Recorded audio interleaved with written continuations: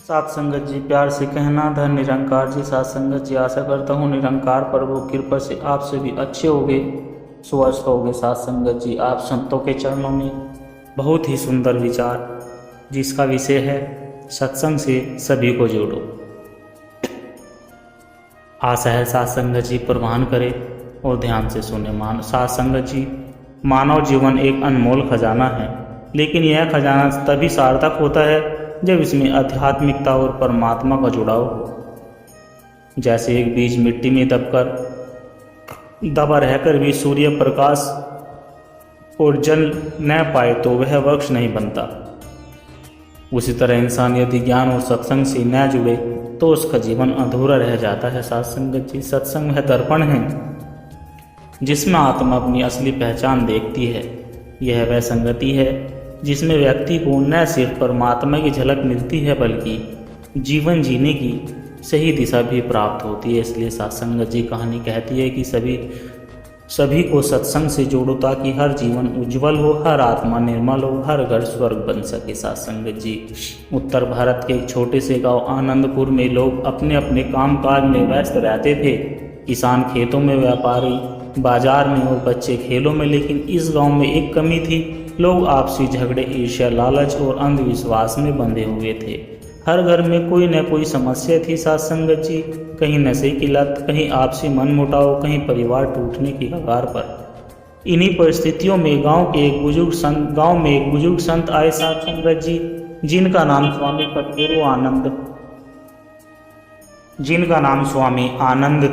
सतगुरु आनंद था। सत्संगत जी, स्वामी आनंद ने गांव वालों को एक शाम खुले मैदान में बुलाया और सत्संग कराया। उन्होंने कहा कि भाइयों और बहनों, संसार में हर समस्या की जड़ अज्ञान है। जैसे सूरज उगते ही अंधकार मिट जाता है, वैसे ही सत्संग में बैठती है अज्ञान और दुखों का अंधकार दूर हो जाता है। सत्संगत जी, गांव के कुछ लोग हंसकर बोले, संत जी, हमारे दुख तो गरीबी, कर्ज और बीमारी है, सत्संग से सब कैसे दूर हो गए थे। सत्संगत जी, संत मुस्कुराए और बोले कि सत्संग से मन शुद्ध होता है। जब मन शुद्ध होता है तो कम सुधरते हैं, और जब कम सुधरते हैं तो जीवन की कठिनाइयाँ अपने आप कम हो जाती है। तो सत्संगत जी, गाँव का एक शराबी युवक रघु था, जिसकी हालत खराब रहती थी। वह हर दिन शराब पीकर लोगों से झगड़ा करता, लेकिन एक दिन वह जबरदस्ती खींचकर सत्संग में लाया गया। सत्संगत जी, वहाँ उसने भजन सुने, कथा सुनी और संत का वचन सुना। उसी रात पहली बार वह बिना शराब के सोया। कुछ ही दिनों में उसका जीवन बदल गया। सत्संगत जी, उसने शराब छोड़ दी, माता पिता की सेवा शुरू की और गांव के बच्चों को पढ़ाने लगा। सत्संगत जी, लोगों ने देखा कि सत्संग की शक्ति सिर्फ शब्दों में नहीं बल्कि जीवन बदलने में है। स्वामी आनंद ने कहा कि सत्संग केवल सुनने के लिए नहीं बल्कि फैलाने के लिए भी है। यदि किसी के घर में दीपक जलता है और वह पड़ोसी को नहीं देता तो अंधेरा कैसे मिटेगा। इसलिए सभी को सत्संग से जोड़ो। गांव के नौजवानों ने निश्चय किया सत्संगत जी की हर रविवार एक बड़ा सत्संग होगा और हर घर से कम एक सदस्य इसमें अवश्य आएगा। सत्संगत जी, कुछ लोगों को यह सब पसंद नहीं आया। गांव के कुछ लालची लोग बोले कि अगर लोग सत्संग में जाएंगे तो हमारी दुकानों को कौन चलाएगा, अगर लोग नशा छोड़ देंगे तो हमारी कमाई बंद हो जाएगी। वे सत्संग के खिलाफ अफवाहें फैलाने लगे। लेकिन जिन्होंने सत्संग से परिवर्तन महसूस किया ना सत्संगत जी, उन्होंने कहा कि भाइयों, यदि किसी से रोशनी मिल रही है तो हम क्यों अंधकार में रहे। विरोध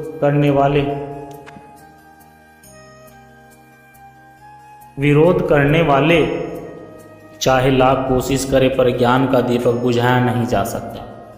सत्संगत जी, धीरे धीरे सत्संग ने गांव का चेहरा बदल दिया। आपसी झगड़े खत्म हो गए, लोग एक दूसरे की मदद करने लगे। नशा और आलस्य गांव से मिट गया।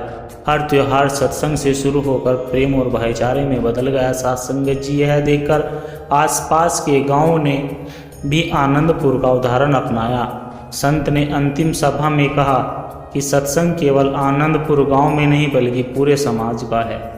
जैसे एक दीपक से हजारों दीपक जल सकते हैं, वैसे ही एक सत्संगी लाखों आत्माओं को जगाकर उनमें परमात्मा से जोड़ सकता है। इसलिए सबका कर्तव्य यही है कि सभी को सत्संग से जोड़ो। यही असली सेवा है, यही असली पूजा है। साध संगत जी, गांव वाले एक स्वर में बोले कि हम प्रण करते हैं कि हम केवल खुद नहीं बदलेंगे बल्कि दूसरों को भी सत्संग से जोड़ेंगे। साध संगत जी, कहानी का उद्देश्य यही है कि सत्संग जीवन बदलता है। यह केवल सुनने की बात नहीं बल्कि अपनाने और फैलाने की राह है।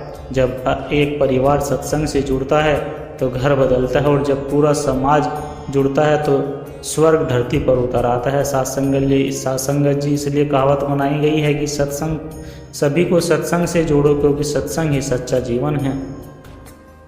साध संगत जी, जीवन एक नदी की तरह है, कभी शांत, कभी उग्र, कभी निर्मल और कभी गंदा। लेकिन नदी की धारा को यह सही दिशा न मिले तो वह दलदल में फंस जाती है। ऐसे ही इंसान का जीवन है। यदि वह सत्संग से न जुड़े तो उसके विचार, आदतें और उसके कर्म अज्ञान की दलदल में फंस जाते हैं। साध संगत जी, सत्संग वह धारा है जो इंसान को परमात्मा के सागर तक पहुंचाती है। इसलिए कहा भी गया है कि सत्संग, सभी को सत्संग से जोड़ो, क्योंकि सत्संग ही जीवन को सफल बनाता है। साध संगत जी, यह कहानी है एक नगर की जिसका नाम था सुखपुर।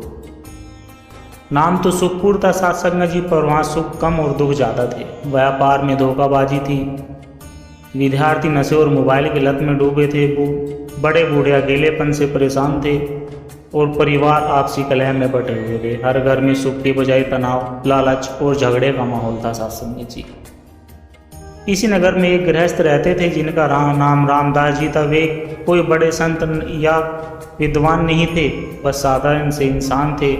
लेकिन एक चीज ने उन्हें सबसे अलग बना दिया था। साध संगत जी, वो हर सप्ताह पास के शहर में जाकर सत्संग सुनकर आते और बहुत शांति महसूस करते। साध संगत जी, उनका मन कहता था कि यदि सत्संग से मुझे इतना सुकून मिलता है तो क्यों न इसे पूरे नगर तक पहुंचाया जाए, क्यों न सबको सत्संग से जोड़ा जाए। रामदास जी ने एक दिन अपने पड़ोसियों से कहा कि भाइयों, इस रविवार मेरे घर आइए, मैं आप सबको एक सत्संग की झलक दिखाऊंगा। पड़ोसी हंसकर बोले, रामदास तू पागल हो गया है, ये सत्संग वत्संग से पेट नहीं भरता, हमें तो व्यापार करना है और कमाना है। साध संगत जी, लेकिन रामदास जी ने हार नहीं मानी। उन्होंने 2-3 बच्चों को इकट्ठा किया, उन्हें छोटी सी कहानी सुनाई और सत्संग का भजन गवाया। धीरे धीरे बच्चों को मजा आने लगा। उन्होंने अपने माता पिता से कहा कि माँ चलो ना, रामदास चाचा बहुत अच्छी कहानियाँ सुनाते हैं, वहाँ भजन भी होते। सत्संग जी, इस तरह एक छोटा सा सत्संग आरंभ हुआ। भले ही उसमें केवल 5 से 10 लोग आते, पर रामदास जी का विश्वास पड़ा था। नगर में कुछ लोग इसे पसंद नहीं करते थे। उन्होंने सोचा कि यदि सब सत्संग में जाने लगे तो हमारे नशे जुए का धंधा बंद हो जाएगा। तो साध संगत जी, उन्होंने अफवाह फैलानी शुरू कर दी कि ये सब रामदास का धोखा है, सत्संग करके वो दान लेना चाहता है। लोगों का विश्वास डगमगाने लगा साध संगत जी, लेकिन रामदास जी ने धैर्य रखा और उन्होंने कहा, सत्संग का मतलब दान लेना नहीं बल्कि मन का अंधकार मिटाना है। रोशनी चाहो तो आओ, वरना मैं किसी पर जोर नहीं डालूंगा। साध संगत जी, नगर में एक व्यक्ति था जिसका नाम श्यामलाल था, जो शराब और जुए में डूबा रहता था। उसका परिवार टूटने की कगार पर था। एक दिन उसकी बेटी रोती हुई रामदास जी के घर पहुंची। बोली कि चाचा जी, पिताजी शराब में डूब गए हैं, घर में अन्न का दाना नहीं है। रामदास जी ने श्यामलाल को सत्संग में बुलाया। पहले तो वह गाली देकर चला गया, लेकिन धीरे धीरे उसकी बेटी की जिद ने उसे वहां पहुंचा दिया। साध संगत जी, उस दिन उसने सत्संग में सुना कि मनुष्य का सबसे बड़ा दुश्मन उसका बुरा विचार है और सबसे बड़ा मित्र सत्संग है जो विचार बदल देता है। श्यामलाल रो पड़ा। उस दिन के बाद उसने शराब छोड़ दी। वह नगर में सत्संग का बड़ा प्रचारक बन गया। साध संगत जी, धीरे धीरे नगर बदलने लगा। व्यापारी ईमानदार से व्यापार करने लगे। बच्चे ने नशे की जगह सत्संग और सेवा को अपनाया। परिवार ने प्रेम और मेल जोल बढ़ा दिया। बुढ़ापे में माता पिता को सहारा मिलने लगा। साध संगत जी, सुखपुर नगर वास्तव में सुखपुर बन गया। रामदास जी ने नगरवासियों से कहा कि सत्संग केवल हमारे नगर का नहीं, इसे फैलाना हमारा धर्म है। जैसे दीपक से हजारों दीपक जलाए जाते हैं, वैसे एक सत्संग लाखों को जोड़ सकता है। लोगों ने प्रण किया कि हर मोहल्ले, हर गांव, हर परिवार तक सत्संग पहुंचाएंगे। साथ संगत जी में सचमुच सत्संग की यह लहर पूरे इलाके में फैल गई। रामदास जी ने अंत में कहा कि भाइयों और बहनों, दुनिया का हर इंसान सुख चाहता है, लेकिन वह गलत राहों में उसे खोजता है। असली सुख सत्संग में है, इसलिए हमारा कर्तव्य है कि हम केवल खुद न जुड़े, बाकी सभी को सत्संग से जोड़े। यही सबसे बड़ी सेवा और सबसे बड़ा धर्म है। सत्संग जी है कहानी हमें सिखाती है, केवल सत्संग सुनने की चीज़ नहीं, बल्कि जीवन बदलने का साधन है। जब एक व्यक्ति बदलता है तो उसका पूरा परिवार बदलता है, जब परिवार बदलता है तो पूरा नगर बदलता है। इसलिए असली प्रेम यही है कि हम सबको सत्संग से जोड़े। सत्संगत जी दास के द्वारा कहे गए विचार आशा करता हूँ आप सभी संतों को पसंद आए होंगे। अगर पसंद आए हैं तो वीडियो को लाइक करें, शेयर करें, कमेंट बॉक्स में धन्य निरंकार जी लिखकर अपने विचार साझा जरूर करें सत्संगत जी।